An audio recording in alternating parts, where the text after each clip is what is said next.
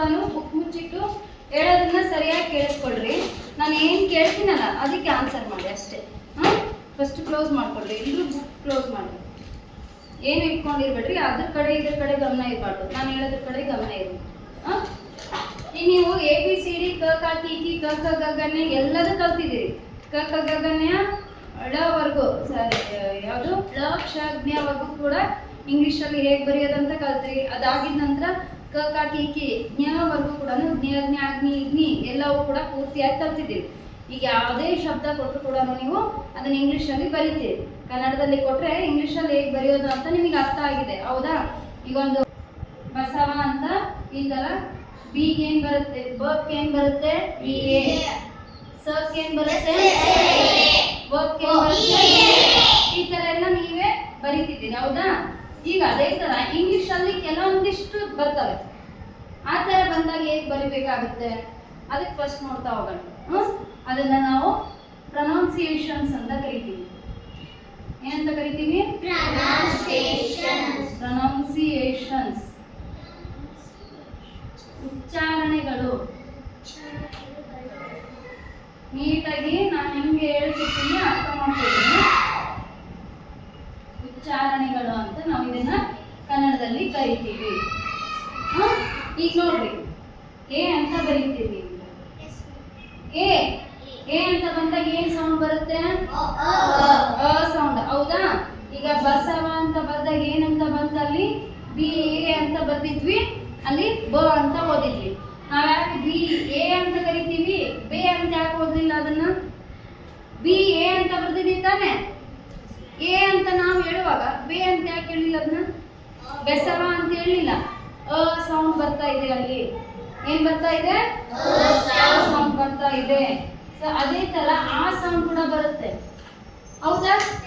ಆ ಸೌಂಡ್ ಕೂಡ ಬರುತ್ತೆ. ಕಾ ಬರಿಬೇಕಾದ್ರೆ ಏನ್ ಬರೀತೀರಿ? ಕಾ ಬರಿವಾಗ ಏನ್ ಬರೀತೀರಿ? ಕೆ ಎ ಅಂತಾನೆ ಬರ್ತೀರಿಲ್ಲ. ಈಗ ನೀವು ಯಾವುದು ರಾಜ ಅಂತ ಬರಿಬೇಕಾದ್ರೆ ಏನ್ ಬರೀತಿದ್ರಿ? ಆರ್ ಎ ಬರೀತಿದ್ರಿ ತಾನೆ. ಆರ್ ಎ ಬರೆದ್ರೆ ಮತ್ತೆ ಇಲ್ಲ ಬಸವ ಅಂತ ಓದುವಾಗ ಬ ಅಂತ ಓದಿದ್ರಿ, ಇಲ್ಲಿ ಯಾಕೆ ರಾ ಅಂತ ಓದಕತ್ತೀರಿ? ಎ ಅನ್ನೋದಕ್ಕೆ ಆ ಸೌಂಡ್ ಕೂಡ ಬರುತ್ತೆ. ಅರ್ಥ ಆಗ್ತಿದೆನಾ? ಎ ಅನ್ನೋದಕ್ಕೆ ಆ ಸೌಂಡ್ ಕೂಡ ಬರುತ್ತೆ. ಅದೇ ರೀತಿ ಎ ಸೌಂಡ್ ಬರುತ್ತೆ. ಎ ಸೌಂಡ್ ಯಾವಾಗ ಯಾವಾಗ ನೋಡ್ರಿ? G A T E, gate. G A ಬಂದಿದೆನಾ ಇಲ್ಲಿ? ಎ ಬಂದಿದೆನಾ ಇಲ್ಲಿ? ಎ ಬಂದಿದ್ರೆ ನಾವು ಅದನ್ನ ಘಾಟ್ ಅಂತ ಯಾಕೆ ಅನ್ನಕತ್ತಿಲ್ಲ? ಘಾಟ್ ಅಂತ ಯಾಕೆ ಅನ್ನಕತ್ತಿಲ್ಲ? ಇಲ್ಲಿ ಅ ಇದ್ದಲ್ಲಿ ಬ ಅಂತ ಹೇಳಿದ್ವಿ, ಇಲ್ಲಿ ಎ ಇದ್ರು ಕೂಡ ನಾವು ರಾ ಆ ಅಂತ ಹೇಳಿದ್ವಿ. ಇಲ್ಲಿ ಎ ಬಂದದ, ಈಗ ಯಾಕೆ ನಾವು ಗ ಗ ಅಂತ ಹೇಳಕತ್ತಿಲ್ಲ? ಕೆಲವೊಂದು ಕಡೆ ಏನಾಗುತ್ತೆ, ಅದು ಎ ಸೌಂಡ್ ಬರುತ್ತೆ. ಏನ್ ಬರುತ್ತೆ? A sound. ಇದನ್ನ ಯಾವ ತರ ಬರೀತೀವಿ ನಾವು? ಗೇಟ್, ಹೌದಾ? ಗೇಟ್ ಅಂತ ಹೇಳ್ತೀವಿ. ಕೇಳಿಸ್ಕೊಡ್ರಿ. ನೆಕ್ಸ್ಟ್ ಇನ್ನೂ ಒಂದು ಬರುತ್ತೆ, ಏನ್ ಸೌಂಡು? APP ಅಲ್ಲಿ ಏನಂತ ಓದ್ತೀರಿ? ಏನಂತ ಓದ್ತೀರಪ್ಪ? ಎ ಬಂದಿತ್ತಿಲ್ಲ, ಆಪಲ್ ಅಂತ ಯಾಕಂದಿಲ್ಲ? ಆಪಲ್ ಅಂತ ಯಾಕಂದಿಲ್ಲ? ಆಪಲ್, ಆ ಸೌಂಡ್ ಬರುತ್ತೆ, ಹೌದಾ? ಟ್ಯಾಪ್, TAP ಬಂದಿರುತ್ತೆ. ಟಪ್ ಅಂತ ಅನ್ನಲ್ಲ, ಟಾಪ್ ಅಂತ ಅನ್ನಲ್ಲ, ಟ್ಯಾಪ್, ಹೌದಾ? ಪ್ಯಾಂಟ್, ಪ್ಯಾಂಟ್ ಅಂತ ಯೂಸ್ ಮಾಡ್ತೀರಿಲ್ಲ, PANT. ಪಂಟ್ ಅಂತ ಯಾಕಂದಿಲ್ಲ? ಫಾಂಟ್ ಅಂತ ಯಾಕಂದಿಲ್ಲ? ಪೇಂಟ್ ಅಂತ ಯಾಕಂದಿಲ್ಲ? ಎ ಬಂದ ಸೌಂಡಿಗೆ ಎ ಪ್ಯಾಂಟ್, ಪ್ಯಾಂಟ್ ಅಂತ ಹೇಳ್ತೀವಿ. ಆ ಸೌಂಡ್ ಏನದು? ಆ ಸೌಂಡ್. ಸೊ ಅದಿಂದ ಎದಿಂದ ಇಷ್ಟು 4 ತರ ಸೌಂಡ್ಸ್ ಬರುತ್ತೆ. ಇವನ್ನ ಫೋನಿಕ್ಸ್ ಸೌಂಡ್ಸ್ ಅಂತ ಕೂಡ ಕರಿತೀವಿ ನಾವು. ಸೌಂಡ್ ಏನೇನು ಬರುತ್ತೆ? ಅ ಸೌಂಡ್, ಆ ಸೌಂಡ್, ಎ ಸೌಂಡ್, ಏನು ಅನ್ಬೇಕನ್ನ? ಗೊತ್ತಾಗ್ತಿದೆನಾ? ಅದೇ ತರ ಈಗ ನೆಕ್ಸ್ಟ್ ಪಿ ದಿಂದ ನೋಡ್ತಾ ಹೋಗೋಣ. ಈಗ ಅರ್ಥ ಆಗ್ತಿದೆನಾ ನಾನು ಹೇಳ್ತಿರೋದು ನಿಮ್ಗೆ? ಇಷ್ಟು ದಿನ ಬರೀ ಎ ಅಂತ ಬಂದ್ರೆ ನೀವು ಕ ಕ ಅಂತ ಹೇಳ್ತಾ ಇದ್ರಿ. ಇದನ್ನೂ ಬಿಟ್ಟು ಮುಂದಿನ ವಿಧಾನ ಅನ್ನೋದು ನಿಮ್ಗೆ ಅರ್ಥ ಆಗ್ಬೇಕು ಅಂತ ಇದನ್ನ ಹೇಳ್ತಿರೋದು. ಗೊತ್ತಾಗ್ತಿದೆನಾ? ನೆಕ್ಸ್ಟ್ ಬರೋದೇನು? ಬಿ. ಬಿಗ್ ಏನ್ ಸೌಂಡ್ ಬರುತ್ತೆ? ಬ ಬಿಟ್ಟರೆ ಬೇರೆ ಏನು ಬರುತ್ತೆ? ಎಲ್ಲೇನ ಬ ಬರಲಿ ಅದು, ಅದಕ್ಕೆ ಬ ಸೌಂಡೇ ಬರುತ್ತೆ. ಇದನ್ನ ನಾವು ವ್ಯಂಜನದಲ್ಲಿ ಬರ್ದಿದ್ದೀವಿ. ಇದನ್ನ ವ್ಯಂಜನಾಕ್ಷರ ಅಂತ ಕರಿತೀವಿ. ಈ ತರ ಬರೆದ್ರೆ ಹಿಂಗೆ ಕನ್ನಡದಲ್ಲಿ ಈ ತರ ಮಾಡಿದ್ರೆ, ಇದನ್ನ ಕೊಂಬು ಹಿಂಗ್ ಮಾಡಿದ್ರೆ ಅದನ್ನ ವ್ಯಂಜನಾಕ್ಷರ ಅಂತ ಕರಿತೀವಿ. ವ್ಯಂಜನಾಕ್ಷರ ಮೊದಲು ಬರೆಯೋದು ಈ ತರ. ಇದಕ್ಕೆ ಕ ಅ ಬಂದು ಸೇರಿದ್ರೆ, ಕ ಅನ್ನೋ ಅಕ್ಷರಕ್ಕೆ ಅ ಬಂದು ಸೇರಿದ್ರೆ ಅದೇನಾಗ್ತದ? ಕ ಆಗ್ತದ. ಅವಾಗ ಇದಕ್ಕ ಕ ಎ ಸೇರಿದ್ರೆ, ಬಿಗೆ ಅ ಎ ಅನ್ನೋದು ಸೇರಿದ್ರೆ ಅವಾಗ ಇದು ಬ ಆಗ್ತದೆ. ಹಿಂಗಿದ್ದಾಗ ಬ ವ್ಯಂಜನ, ಬ ವ್ಯಂಜನ ಬರುತ್ತೆ. ಅರ್ಥ ಆಗುತ್ತಾ? ಈಗ ನಾವೇ ಆಪಲ್ ಅಂದಾಗ ಲಾಸ್ಟ್ ಅಲ್ ಸೌಂಡ್ ಹೆಂಗ್ ಬರುತ್ತೆ? ವ್ಯಂಜನ ಮಾಡ್ತೀವಿ. ಆಪಲ ಅಂತೀವೇನ? ಆಪಲ ಅಂತೀವ. ದ ಬಂದದಂತ ಗೇಟ್ ಅಂತಿತ್ತು, ಗೇಟ್ ಅಂತೀವಿ. ಗೇಟ ಅಂದ್ವೇನ? ಗೇಟ ಅನ್ನಕತ್ತೀವಿ ಇಲ್ಲ, ಅದಕ್ಕೆ ಬ ಸೌಂಡ್. ಅದೇ ತರ ಸಿ. ಸಿನ ಏನೇನು ಯೂಸ್ ಮಾಡಿದ್ರಪ್ಪ ನೀವು? ಸ ಕ. ನೀವು ಇಂಗ್ಲಿಷ್ ಯೂಸ್ ಮಾಡ್ತಾ ನಿಮಗೆ ಗೊತ್ತಿದೆ ಸ ಸೌಂಡ್ ಬರುತ್ತೆ ಮತ್ತೆ ಕ ಸೌಂಡ್ ಬರುತ್ತೆ ಅಂತ. ಹೌದಾ? ಇಷ್ಟು ದಿನ ನೀವು ಕಕಾಕಿಕಿ ಬರೆದ್ರಲ್ಲ, ಅಲ್ಲೆಲ್ಲರೂ ಸಿ ಬಂದಿತ್ತಾ? ಕಕಾಕಿಕಿ ಬರೆಯುವಾಗ ಇಲ್ಲ ತಾನೆ? ಬಂದಿತ್ತು. ಆದ್ರೂ ಕೂಡ ಅದರಲ್ಲಿ ಎಲ್ಲಿ ಸಿ ಎಚ್ ಎ ಚ ಅಂತ ಬಂದಿತ್ತು. ನೀವು ಎರಡು ಕಾಂಬಿನೇಷನ್ ಆದಾಗ ಅದು ಚ ಆಗ್ತದೆ. ಬರೀ ಸಿ ಇದ್ದಾಗ ಚ ಸೌಂಡ್ ಬರಲ್ಲ. ಇವು ನೆಕ್ಸ್ಟ್ ಈಗ ಸಿ ಎಚ್ ಬಂದಾಗ, ಟಿ ಎಚ್ ಬಂದಾಗ, ಡಬ್ಲ್ಯೂ ಎಚ್ ಬಂದಾಗ ಅವನ್ನೆಲ್ಲ ನೆಕ್ಸ್ಟ್ ಹೇಳ್ತಾ ಹೋಗ್ತೀವಿ. ಈಗ ಇದನ್ನ ನೋಡಿ, ಸಿ ಅಷ್ಟೇ ಬಂದಾಗ ಸ ಸೌಂಡ್. ಹೆಂಗೆ? ಸಿ ಒಂದು ಯಾವ್ದಾದ್ರು ಹೇಳ್ರಿ ನೋಡೋಣ. ಕ್ಯಾನ್. C A N. ಕ ಸೌಂಡ್ ಬರ್ತೀವಿ. ಏನ್ ಬಂತು? ಕ ಸೌಂಡ್ ಬಂತು. ಹೌದಾ? ಸ ಸೌಂಡ್ ಹೇಳ್ರಿ. ಏನದ? ಸೈಕಲ್. ಎಚ್ ಸಿ ವೈ ಇದೆ ಅಲ್ಲ, ಸೈ ಅಂತ ಓದಿದ್ವಿ. ಕ ಬಂದದಂತಂದ್ರೆ ಕೈಕಲ್ ಅಂದ್ರೇನು? ಇಲ್ಲ ತಾನೆ? ಸ ಬಂದದಿಲ್ಲ, ಅದು ಸ ಬಂದದ. ಸ ಸೌಂಡ್ಗೆ ಕ ಈ ತರ. ಇಲ್ಲಿ ಅದೇ ತರ ಸಿ ಇಲ್ಲಿ ಕೂಡ ಬಂದದ, ಅಲ್ಲಿ ಕ ಅಂತ ಯೂಸ್ ಮಾಡಿದ್ವಿ. ಏನ್ರಿ ಅಲ್ಲೊಮ್ಮೆ ಇಲ್ಲೊಮ್ಮೆ ಹೇಳಿ ಕನ್ಫ್ಯೂಷನ್ ಆಗ್ತದ? ಕನ್ಫ್ಯೂಷನ್ ಇಲ್ಲ. ದಿನ ನೀವು ಇದನ್ನೆಲ್ಲ ಗೊತ್ತಿತ್ತು ಅಂದ್ರೆ ಅಭ್ಯಾಸ ಮಾಡ್ಕೊಂಡ್ರೆ ಏನಾಗ್ತದ? ಬರ್ತಾ ನಿಮಗೂ ಕೂಡ ನೀವೆಲ್ಲ ಕೂಡ ಇಂಗ್ಲಿಷ್ ಓದೋದಕ್ಕೆ ಈಸಿ ಆಗ್ತದ. ಈಸಿ ಆಗ್ಲಿ ಅಂತಾನೆ ಇವೆಲ್ಲ ಹೇಳ್ಕೊಡ್ತಿರೋದು. ಹೇಳಮ್ಮ. Cat. Okay. C A T cat. ಕ ಸೌಂಡ್ ಬರುತ್ತೆ. ಹೌದಾ? ಸಾಕಷ್ಟು ಎಕ್ಸಾಂಪಲ್ಸ್ ಬರ್ತವೆ. ಇದೇ ತರ ನೀವೇ ಮನೆಗೆ ಬರ್ಕೊಂಡ್ ಬರ್ಬೇಕು, ಅವಾಗ ಬರೆಯುವಂತ. ಎಲ್ರಿಗೂ ಹೇಳ್ಕೊತಾ ನಿಂತ್ಕೊಂಡ್ರೆ ಲೇಟ್ ಆಗ್ತದೆ. ನೆಕ್ಸ್ಟ್ ಡಿ ಯಾವ್ದಕ್ಕೆ ಬಂದಿತ್ತು? ದ ಬಂತು ಮತ್ತೆ ದ ಬಂತು. ಹೌದಾ? ದ ಮತ್ತೆ ದ ಎರಡಕ್ಕೂ ಬರುತ್ತೆ. ಈಗ ನಾವು ದುರ್ಗಪ್ಪ ಅಂತ ಬರಿಬೇಕಾದ್ರೆ ಏನ್ ಬರಿತಿದ್ವಿ? ಡಿ ಅಂತಾನೆ ಬರಿತಿದ್ರಿಲ್ಲ. ದುರ್ಗಪ್ಪ ಬರಿಬೇಕಾದ್ರೆ ಡಿ ಯು ಬರ್ತಿದ್ದೀರಾ? ದೂಕ್ ಏನ್ ಬರಿತಿದ್ರಿ? ಡಿ ಯು ಅಂತ ಬರಿತಿದ್ರಾ? ಡಾಗ್ ಅಂತ ಬಂದ್ರೆ ಡಿ ಓ ಜಿ. ದ ಬರಿತೀರಿ ಅಲ್ಲಿ, ದ ಅಂತ ಬಂದಿಲ್ಲ. ಮಿಸ್ ದ ಅಷ್ಟೇ ಡಿ ಬರ್ಸಿದಾರಿ.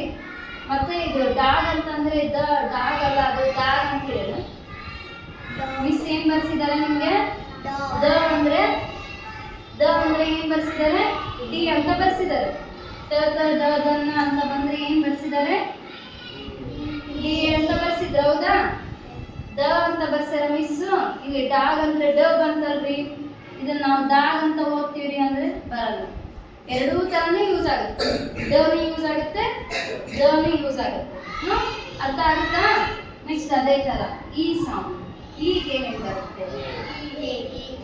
ಎ ಮತ್ತೆ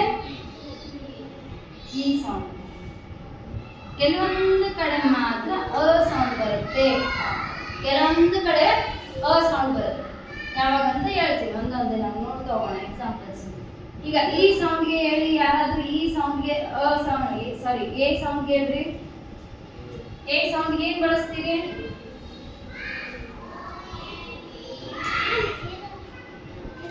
ಏರೋಪ್ಲೇನ್ ಬರಲ್ಲ, ಎ ಬಂದದ್ದು, ಎ ಇ ಸೇ ಬಂದದ್ದು.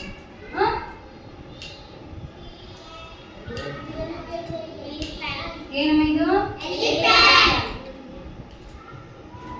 ಎಲಿಫೆಂಟ್. ಹೌದಾ? ಇ ಅನ್ನೋದು ಏನಂತ ಓದಾಕತ್ತೀರಿ? ಎ ಅಂತ ಓದಾಕತ್ತೀರಿ. ಎ ಅಂತ ಓದಾಕತ್ತೀರಿ. ಈಗ ನೋಡ್ರಿ ಎಲ್ ಇ ಬಂದದ. ಎಲ್ ಇ ಬಂದ್ರೆ ಏನ್ ಹೇಳಕತ್ತೀರಿ ನೀವು? ಇ ಅಂತ ಓದಾಕತ್ತೀರಿ. ಏನಂತ ಓದಾಕತ್ತೀರಿ? ಎಲ್ ಇ ಜೊತೆ ಸೇರಿ ಏನಾಯ್ತು? ಲಿ ಆಯ್ತದ. ಹೌದಾ? ನೀವು ಈ ಬಂದಾಗ ಏನಂತ ಓದ್ತೀರಿ? ಕೆ ಕೆ ಕೈ ಕೋ ಕೋ ಕೌ ಕಲ್ತಿಲ್ಲ. ಈ ಬಂದಾಗ ಏನಂತ ಕಲ್ತ್ರಿ ನೀವು? ಎ ಸೌಂಡ್ ಅಂತ ಕಲ್ತಿದ್ರಿ. ಕೆ ಇ ಬರ್ದ್ಬಿಟ್ರೆ ಅದು ಕೆ ಆಗುತ್ತೆ ಅಂತ. ಹೌದಾ? ಆದ್ರೆ ಈ ಸೌಂಡ್ ಬಂತಲ್ಲ ಇಲ್ಲಿ, ಈ ಸೌಂಡ್ ಬಂತಿಲ್ಲ ಈಗ. ಎಲಿಫೆಂಟ್ ಎಲ್ ಇ ಬಂದಾಗ ಏನಂತು? ಈ ಸೌಂಡ್ ಬರಕತ್ತದ. ಎಲಿಫೆಂಟ್ ಅನ್ನಲ್ಲ, ನಾವು ಎಲಿಫೆಂಟ್ ಅಂತ ಹೇಳ್ತೀವಿ. ಹೌದಾ? ಸೊ ಈ ಸೌಂಡ್ ಬರ್ತಾ ಇದೆ. ಕೆಲವೊಂದು ಟೈಮ್ ಏನಾಗುತ್ತೆ? ಈ ಸೌಂಡ್ ಬರುತ್ತೆ. ಮತ್ತೆ ಇನ್ನೊಂದು ಬೇರೆ ಬೇರೆ ಎಕ್ಸಾಂಪಲ್ ಕೊಡ್ರಿ ನೋಡೋಣ. ಹೀಗೆ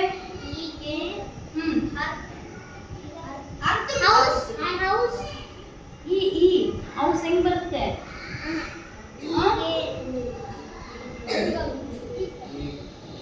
ಇಂಗ್ಲಿಷ್. ಇದನ್ನ ಇಂಗ್ಲಿಷ್ ಅಂತೀವೇನ? ಕೆ ಇ ಅಂದ್ರೆ ಕೆ ಅಂತ ಬರ್ಸರಿ ನಮ್ಗ ಇಂಗ್ಲಿಷ್ ಅಂತೀವೇನ? ಈಗಲ್. ಈಗಲ್ ಏನಾಗುತ್ತೆ? ಈಗಲ್ ಆಯ್ತು, ಅರ್ಥ ಆಯ್ತು, ಅದ್ರ ಜೊತೆ ಎ ಬಂದಿದೆ, ಅದನ್ನ ಕಾಂಬಿನೇಷನ್ಸ್ ಅಂತ ಕರಿತೀವಿ. ಸೊ ಇವಾಗ ಬರ್ಡ್ ಅದ್ರ ಬದಲು ಏನು? ಇಮೇಲ್, ಎಂಜಿನ್,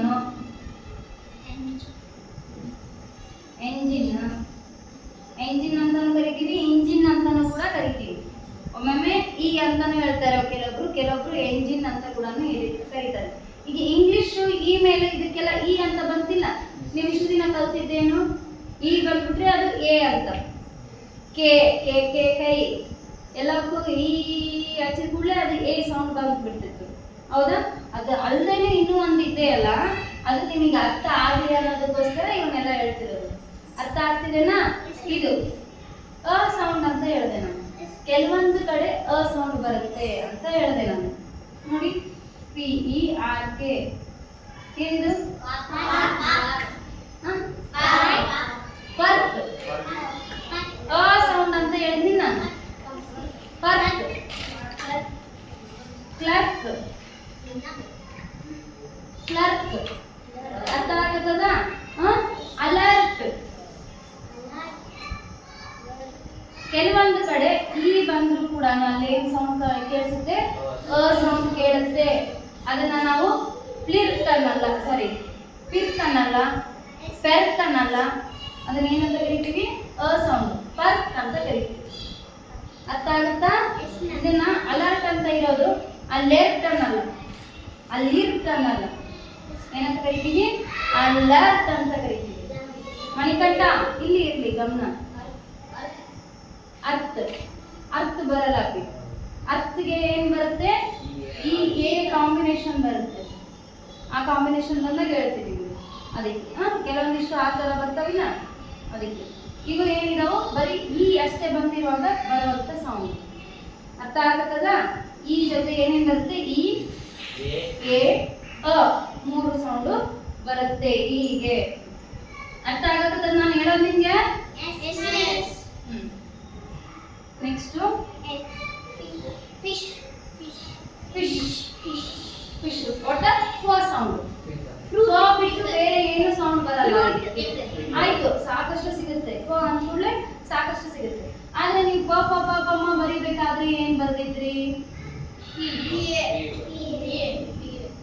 ನೋಡ್ರಿ ನಾನು ಯಾವ ಫ್ಲೋ ಬರ್ದೀನಿ. ಮತ್ತೆ ಅದಕ್ಕೆ ನೀವೇನ್ ಹೇಳಕತ್ತೀರಿ? ಪ ಅಂತ ಹೇಳಕತ್ತೀರಿ. ಪಿ ಎ ಅಂದ್ರೆ ಬರೇ ಪ. ಹೌದ್ರಾ? ಇಷ್ಟು ದಿನ ನೀವು ಪ ಪ ಪ ಮ ಬರೆಯುವಾಗ ಪಿ ಎ ಅಷ್ಟೇ ಬರ್ದಿದ್ರಿ. ಹೌದಿಲ್ಲ? ಪಿ ಎ ಫ ಅಂತ ಬಂದಾಗ ಪಿ ಎಚ್ ಎ ಅಂತ ಬರ್ತೀವಿ. ಹೌದಾ? ಕೆಲವೊಬ್ರು ಮನೆ ಮಿಸ್ ಕೊಟ್ಟಿದ್ರು, ನಿಮಗೆ ಒಂದು ಶಬ್ದ ಕೊಟ್ಟಿದ್ರು. ಏನು ಕೊಟ್ಟಿದ್ರು? ಫಲ. ಇದು ಕನ್ನಡದಲ್ಲಿ ಇಂಗ್ಲಿಷಲ್ಲಿ ಬರೀರಿ ಅಂತ ಕೊಟ್ಟಿದ್ರು. ಅವಾಗ ಎಲ್ಲರೂ ಏನು ಮಾಡಿದ್ರಿ? ಫ ಅಂದ್ಕೂಡಲೇ FALA ಅಂತ ಬರ್ತೀವಿ. ಆದರೆ ಕನ್ನಡ ಬರೆಯುವಾಗ ಈ ಥರ ಬರಲ್ಲ. ಕನ್ನಡನ ಹಿಂಗೆ ಜಸ್ಟ್ ಟ್ರಾನ್ಸ್ಲೇಟ್ ಮಾಡಿ ಬರೆಯುವಾಗ ಪಕ್ಕೆ PHA ಬರುತ್ತೆ. ಅರ್ಥ ಆಗುತ್ತಾ? ಫ. ನೆಕ್ಸ್ಟ್ ಮತ್ತೆ ಫ ಇದು ಬರುತ್ತೆ ಅಂತ ಹೇಳಿ ಇದನ್ನೆಲ್ಲ ಬರೆಯೋಂಗಿಲ್ಲ. ಎಲ್ಲಾದ್ರೂ ಕೊಟ್ಟಿರ್ತಾರೆ ಫಿಶ್ ಬರೀರಿ ಅಂತ ಕೊಡ್ತಾರೆ.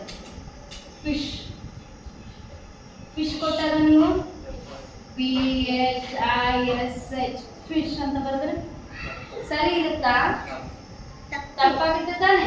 ಈ ಫಿಶ್ ಬಂದಾಗ ನೀವು ಬರಿಬೇಕಾಗಿರೋದು FISH. ಅರ್ಥ ಆಗುತ್ತಾ? ಅದ್ರ ಜೊತೆಗೆ ಫಿಂಗರ್ ಅಂತ ಹೇಳಿದ್ರಿ ನೀವು. ಇವಾಗ ಫಿಂಗರ್ ಅಂತ ಹೇಳಿದ್ರಿ. ಇವೆಲ್ಲ ಇಂಗ್ಲಿಷ್. ಇಷ್ಟು ದಿನ ನೀವು ಕಲ್ತಿರೋದು ಕನ್ನಡದಗೋಸ್ಕರ, ಈಗ ನೀವು ಕಲಿತಿರೋದು ಇಂಗ್ಲಿಷ್ಗೋಸ್ಕರ.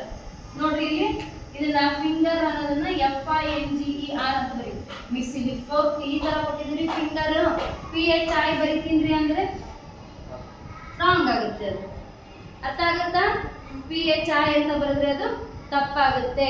ಇಷ್ಟು ದಿನ ನಿಮ್ಗೆ ಯಾಕೆ ಕನ್ನಡದಿಂದ ಇಂಗ್ಲಿಷ್ನಿಂದ ಕನ್ನಡ ಯಾಕೆ ಬರ್ಸಿದ್ವಿ ಅಂದ್ರೆ ನಿಮ್ಮ ಹೆಸರಾದ್ರೂ ಬರೆಯಕ್ಕೆ ಬರ್ಬೇಕಲ್ಲ. ನಿಮ್ಗೆ ಬೇರೆ ಬೇರೆ ಯಾವ್ದಾದ್ರು ಒಂದು ಶಬ್ದ ಕೊಟ್ಟರೆ ಬರೆಯಕ್ಕೆ ಬರ್ಬೇಕಿಲ್ಲ. ಕನ್ನಡದಲ್ಲಿ ಆಯ್ತು, ಇಂಗ್ಲಿಷಲ್ಲಿ ಆಯ್ತು.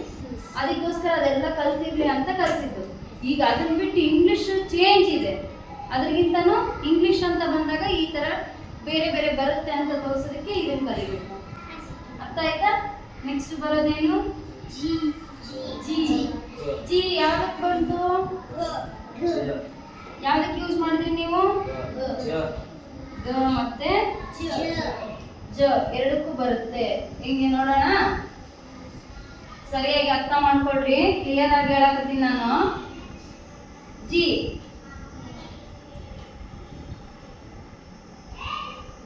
ಜಿ ಜಿ ಎರಡು ಕಡೆ ಬಂದವೆ.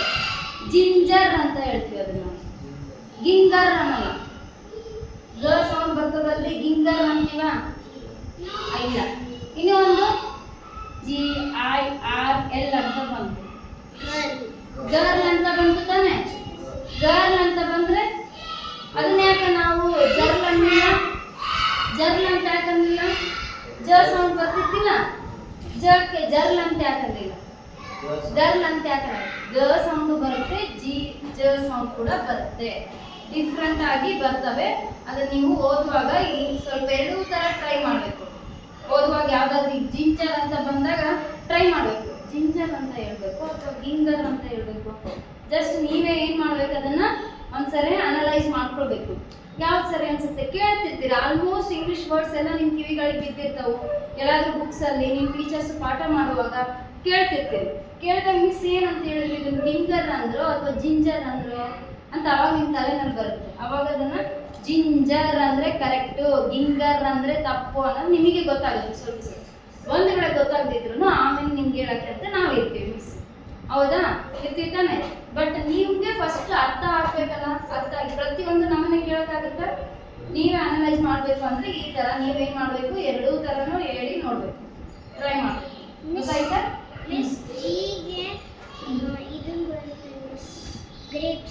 ಗ್ರೇಪ್ಸ್ ಏನ್ ಸೌಂಡ್ ಅದು? ಜಿಗೆ ಏನ್ ಸೌಂಡ್ ಬಂತು? ಜ ಸೌಂಡ್ ಬಂದಿದ್ದೇನ? ಗ ಸೌಂಡ್ ಬಂದಿದ್ದೇನ?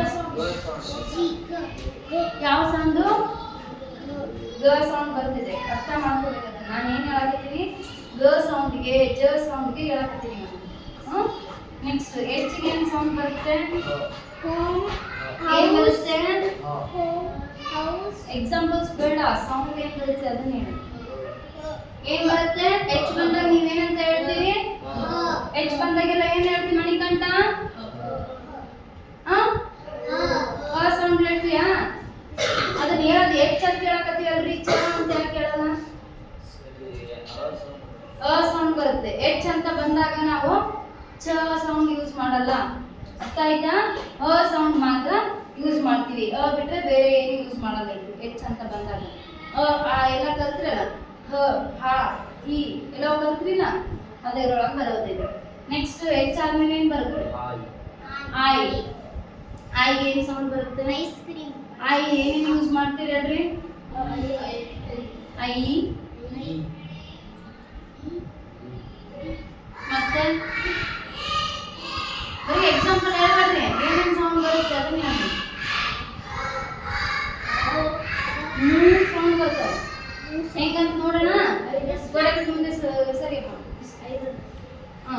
ಐ ಅಂತ ಸೌಂಡ್ ಯಾವಾಗ ಬಂತು? ಐರನ್ ಅಂತ ಹೇಳಿದ್ ನೋಡಿ.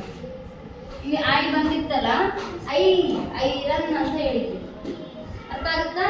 ಈಗ ನೀವು ಇದನ್ನ ಇಷ್ಟು ದಿನ ಕೀ ಬಂದಾಗೆಲ್ಲ ಏನ್ ಬರೀತಿದ್ರಿ? ಕೀ, ಗಿ, ಚಿ ಎಲ್ಲ ಮಿಸ್ ಬರ್ಸಿದಾಗ ಏನ್ ಅಂತ ಯೂಸ್ ಮಾಡ್ತಿದ್ರಿ? ಚಿ, ಕಿ ಎಲ್ಲ ಬಂದಾಗ ಏನ್ ಮಾಡ್ತಿದ್ರಿ? ಐ ಯೂಸ್ ಮಾಡ್ತಿದ್ರಿ ತಾನೇ? ಕೀ ಬಂದ್ರೆ ಏನ್ ಯೂಸ್ ಮಾಡ್ತಿದ್ರಿ? ಈಗ ಕಿರಣ ಅಂತ ಬಂದಿದ್ರೆ ಏನ್ ಯೂಸ್ ಮಾಡ್ತಿದ್ರಿ? ಕೆ ಐ ಮಾಡ್ತಿದ್ರಿ ತಾನೆ? ಅದನ್ನ ಬಿಟ್ಟು ಐಗೆ ಬೇರೆ ಏನಾದ್ರೂ ಯೂಸ್ ಮಾಡ್ತಿದ್ರಾ? ಏನಿಲ್ಲ ತಾನೆ? ಈಗ ಐಗೆ ಐ ಸೌಂಡ್ ಮತ್ತೆ ಇ ಸೌಂಡ್. ಇ ನೀವು ಇಷ್ಟು ದಿನ ಯೂಸ್ ಮಾಡಿದ್ದೆಲ್ಲ E sound. E for ink. Ink ಅಂತ ಯೂಸ್ ಮಾಡಿದ್ರಿ ತಾನೆ? I N K.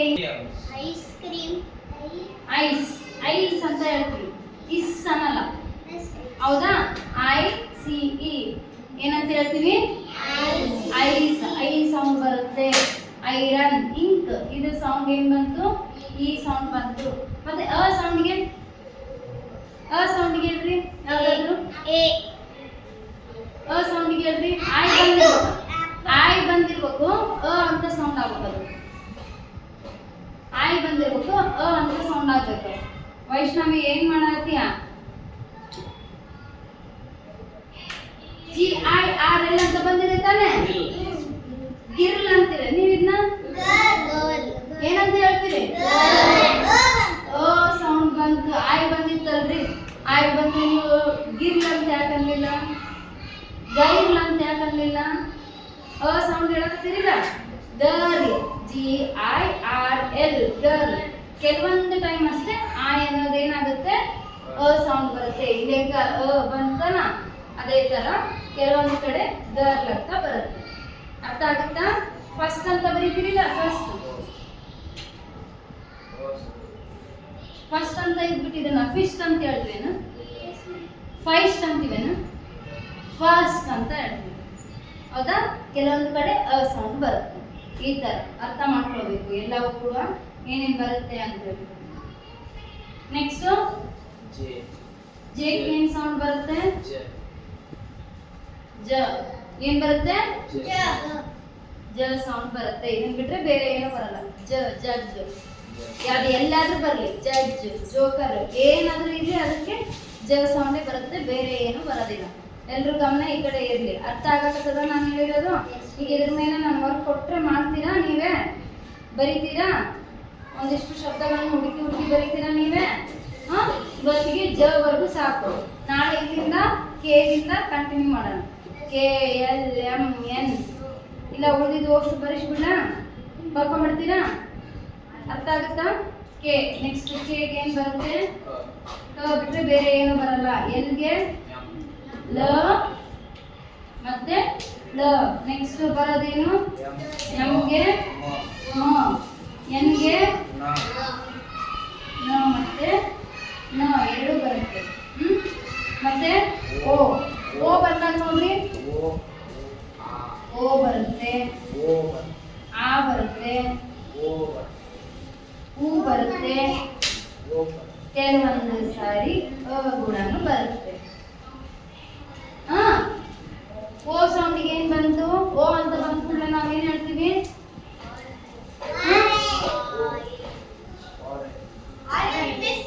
Orange. Orange ಅಂತ ಬಂತು ತಾನೆ? ನೆಕ್ಸ್ಟ್ ಆ ಸೌಂಡ್ಗೆ ಆರೆಂಜ್ ಅಂತ ಹೇಳಿದ್ವಿ. ಓ ಸೌಂಡ್ಗೆ ಹೇಳ್ರಪ್ಪ, ಓವಲ್. ಓವಲ್ ಅಲ್ಲಿ ಡಬ್ಲ್ಯೂ ಬಂದಿದೆ, ಇದನ್ನು ಓವಲ್ ಅಂತ ಕೂಡ ಕರಿತೀವಿ. ಮತ್ತೆ ನೆಕ್ಸ್ಟ್ ಓ ಸೌಂಡ್ಗೆ ಹೇಳ್ರಿ.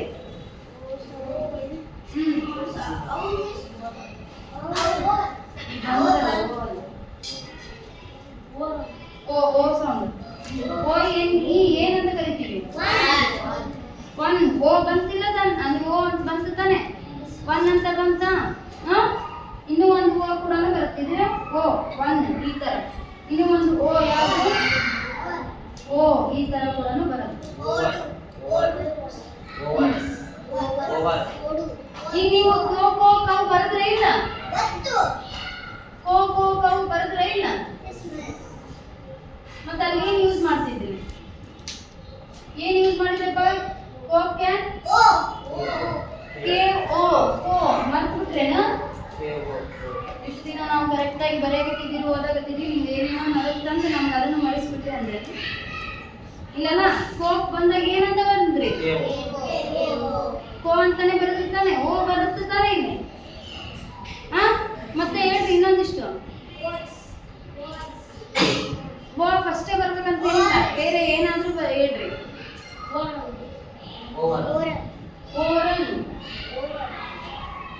ಓವಲ್ ನೆಕ್ಸ್ಟ್ ಓವರ್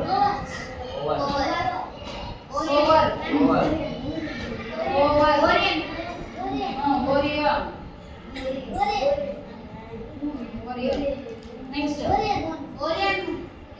ಒಟ್ಟ ಅಷ್ಟು ಓದಾಗೆ ಅದು ಹೌದಾ ಓ ಬಂತು ತಾನೆ ನೆಕ್ಸ್ಟ್ ಹೂ ಸೌಂಡ್ ಮೂನ್ ಡಬಲ್ ಓ ಬಂದಾಗ ಅದು ಕಾಂಬಿನೇಷನ್ಸ್ ಅಲ್ಲಿ ಡಬಲ್ ಓ ಬಂದಾಗ ಮೂನ್ ಹೂ ಸೌಂಡ್ ಬರುತ್ತೆ ಅದನ್ನ ಬಿಟ್ಟು ನಾವು ಮೂನ್ ಅದು ಡಬಲ್ ಓ ಬಂದಾಗ ಬರುತ್ತೆ ಈಗ ಕೆಲವೊಂದ್ ಕಡೆ ಎಲ್ಲೋ ಒಂದ್ ಕಡೆಗೆ ಓ ಸೌಂಡ್ ಬಂದಾಗ ಏನಾಗುತ್ತೆ ಆ ಥರ ಬರುತ್ತೆ ನೆಕ್ಸ್ಟ್ ಅ ಸೌಂಡ್ಗೆ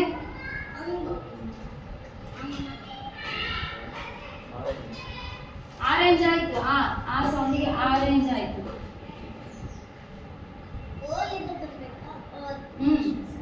ಜಿ ಓ ಟಿ ಗಾಡ್ ಬರೀತಿದ್ರಿ ತಾನೆ ಜಿ ಓ ಡಿ ಡಾ god D O G dog ಆ ಸೌಂಡ್ ಬರೀತಿರ್ತಾನೆ ಇದ್ರಂಗೆ ಹೇಳ್ರಿ ಮಿಡಲ್ ಬಂದ್ರು ಕೂಡ ಹೇಳ್ರಿ ಆ ಸೌಂಡ್ ಅದೇ ತರ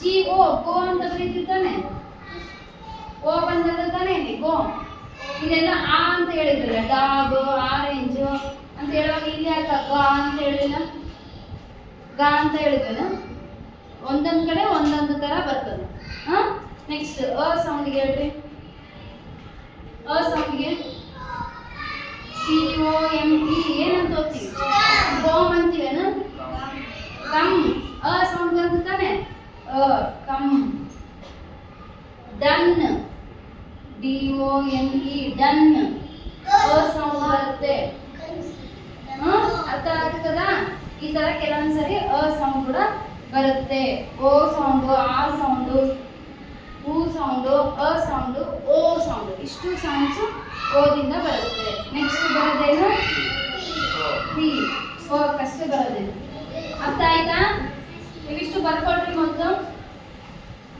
ನೀಟಾಗಿ ನಾನು ಹೆಂಗೆ ಬರೆದು ಕೊಟ್ಟಿದ್ದೀನಲ್ಲ ಹಂಗೆ ಬರ್ಕೊಳ್ರಿ